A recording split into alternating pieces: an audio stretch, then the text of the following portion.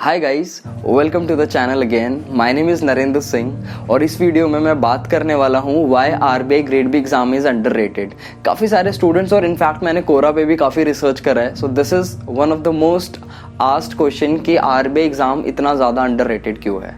मैं इस वीडियो में बताऊँगा क्यों है और उसके बाद आपको बताऊँगा अगर आप प्रिपेयर करना चाहते हो कि कैसे आप प्रिपेयर कर सकते हो। कुछ पॉइंट्स में मैंने सेग्रीगेट करा है वाई इट इज़ अंडररेटेड। मैं उसी चीज़ को एक्सप्लेन करूँगा। सबसे पहला, अनसर्टेनिटी ऑफ द एग्जामिनेशन। पता नहीं होता कि नोटिफिकेशन अगले साल आएगी कि नहीं आएगी। स्टूडेंट्स आर इन डिलेमा कि क्या अगले साल नोटिफिकेशन आएगी, is it really worth to prepare for this examination. कहीं ऐसा ना हो कि प्रिपरेशन में 1 साल दे दिया और अगले साल नोटिफिकेशन ही ना आए, because in that case we will be wasting our completely 1 year. So uncertainty है। इस चीज़ का एक सिंपल सा सोल्यूशन देखो ये है, अगर कभी भी आपके दिमाग में ये आती है कि नेक्स्ट ईयर नोटिफिकेशन आएगी कि नहीं आएगी, इस चीज़ को लेके बिल्कुल बेफिक्र रहिए, क्योंकि आरबीआई का सिलेबस सिमिलर है सेबी से। सेबी और नबार्ड का सिमिलर है, एक जो तीनों एग्जामिनेशन है रेगुलेटरी बॉडीज़ के, the content is overlapping somehow, है ना। तो ऐसा होता है हर साल। आप देखोगे कि आरबीआई अगर नहीं है तो सेबी आता है, सेबी नहीं तो नबार्ड आता है। तो rather than primarily focusing for RBI, you can also try for SEBI and NABARD. इससे आपका टाइम भी वेस्ट नहीं होगा and you will have a choice कि अगर नेक्स्ट ईयर आरबीआई और नबार्ड आता है या आरबीआई सेबी आता है तो your chances will also increase कि किसी एक एग्जामिनेशन में आपका सिलेक्शन डेफिनेटली हो जाए। Secondly, vacancies are very less.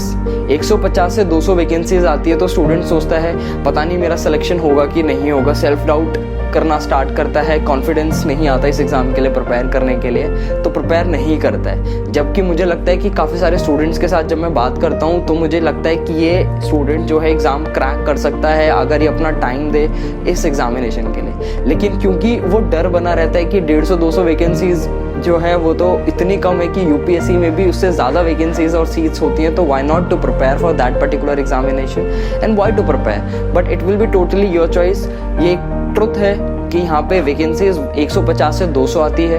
अगर आप मोटिवेटेड हो तो आप समझ जाओगे कि मुझे सिर्फ 1 सीट की ज़रूरत है, मुझे फ़र्क नहीं पड़ता कितनी सीट्स है जनरल के लिए, कितनी ओबीसी के लिए, what ever category I belongs, मुझे सिर्फ उसमें 1 सीट चाहिए और मैं अपना 100% दूंगा इस एग्जामिनेशन को क्रैक करने के लिए, क्योंकि ये मेरा पैशन जॉब है और मैं यहाँ पर अपने आप को एक स्टेबल सिक्योर लाइफ दे सकता हूँ। तीसरी चीज़ जो मैंने देखी है why RBI is underrated, lack of content.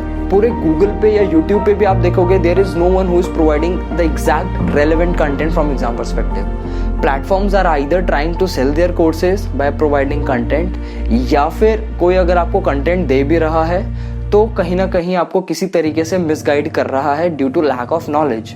तो यही है कि अगर आप सेल्फ प्रिपेयर भी कर रहे हो तो आप गूगल पे जब जाते हो कंटेंट सर्च करते हो तो आपको उतना कंटेंट मिलता नहीं है। कुछ एक प्लेटफॉर्म्स हैं जो कोर्स सेल कर रहे हैं, फ्री मटेरियल भी दे रहे हैं, they are providing somehow 90 to 95% of the relevant material, in fact I'll say 100%, है ना।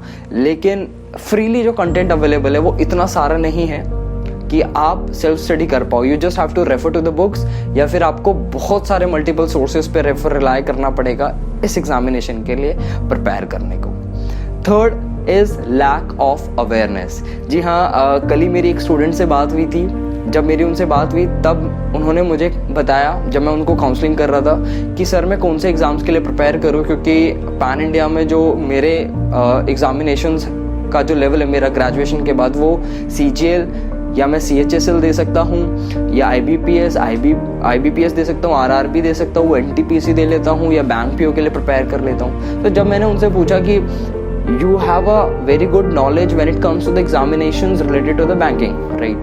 But what about RBI, SEBI and NABARD? Do you have information regarding the same? तो उनके एक ही कहना था कि सर वो तो इंटरनल हायरिंग करते हैं। तो आई वॉज शॉक्ड ये चीज़ सुन के कि काफ़ी सारे स्टूडेंट्स को अभी पता ही नहीं है कि आरबीआई जो है उसकी खुद की वैकेंसीज निकलती है एंड एलिजिबिलिटी बहुत बेसिक है कि ग्रेजुएशन में आपके 60% होने चाहिए if you belongs to a general category.